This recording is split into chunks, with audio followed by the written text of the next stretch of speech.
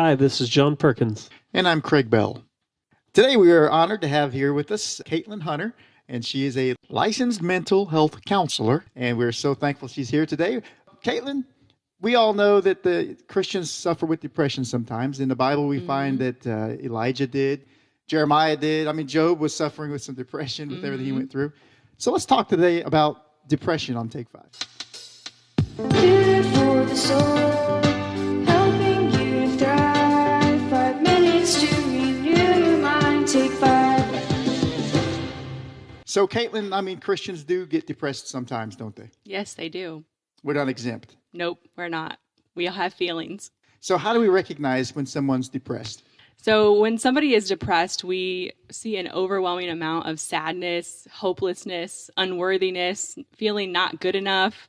We might even have difficulty concentrating, irritability, changes in our sleeping or our eating habits, and sometimes wanting to escape or even wanting to end our own life. Those are some severe symptoms of depression.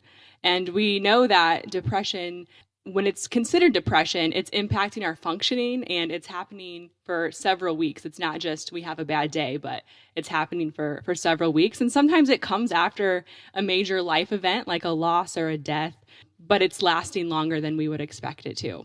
You know, I mean, even Elijah, I keep thinking about him. He sits under the juniper tree and he prays that God would allow him to die. You know, he's lost his will to live.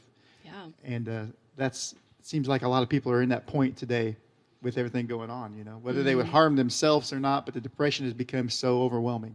Right. So speak to how we can recognize depression in someone that we're close to. Sure. So it's going to be a lot of the same signs that I described previously. We might notice that their eating habits have changed. They seem tired all the time. They seem irritable. Maybe they're not accepting our invitation to come out. So when we notice that, we want to check in with somebody and ask them, how are you really doing? Because we're noticing that they seem down or tired or those sorts of things. And just the fact that somebody's asking them how they're doing, knowing that someone cares about them is really important, because that's typically the opposite of what their thoughts are telling themselves. They typically are feeling the unworthy, the unloved, the not good enough. So just the fact that we're asking about them shows that we care about them. And we want to continue to reach out to them and offer our support and love and invite them to do things, even if they keep telling us no. Maybe one day they'll tell us yes, but we want to let them know that we're there for them. So, Caitlin, what can we do to overcome depression? When we notice these things in ourselves, it's really, really important for us to stay or get connected to a community and be around people, because usually our first instinct is to isolate ourselves and we want to be around other people. So I think of church or community groups or a sports team or something like that that's going to help us feel connected.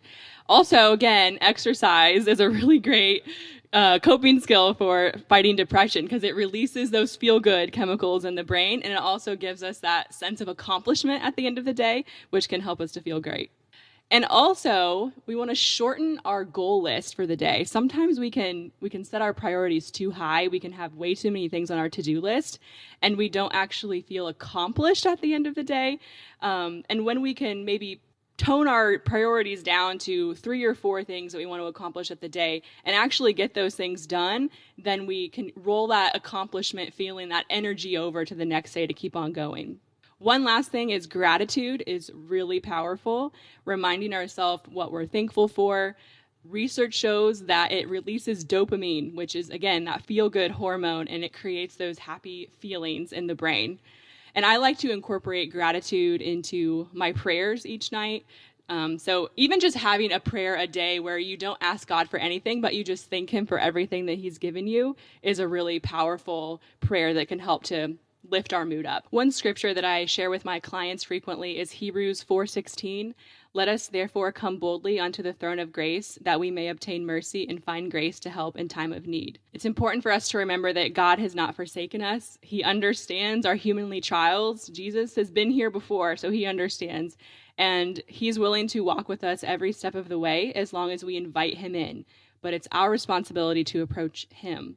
Ultimate healing comes from Christ. Well, Caitlin, thank you for being with us today and sharing your knowledge with us. You're very knowledgeable And we really appreciate that. Thanks for having me. Sure. So one last bit of information. If you are in crisis or if you are feeling like you want to end your life, you can reach out to the National Crisis Hotline 24 hours a day, 7 days a week. And that number is 1-800-273-TALK.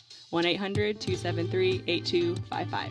And the Lord is available 24/7. So you Absolutely. can reach him anytime.